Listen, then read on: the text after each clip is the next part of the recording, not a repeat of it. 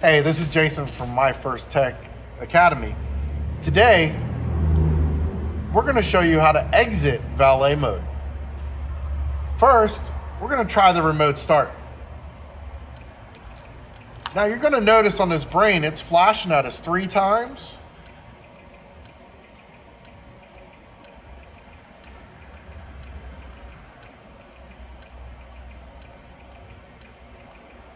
And 10. What this is telling us is that it's in valet mode. We're going to do a sequence where we're going to show you how to take it out of valet 2 different ways. The first way to take it out of valet, really simple, is turn the ignition on. We're going to hit the brake 10 times. 1, 2, 3, 4, 5, 6, 7, 8, 9, 10.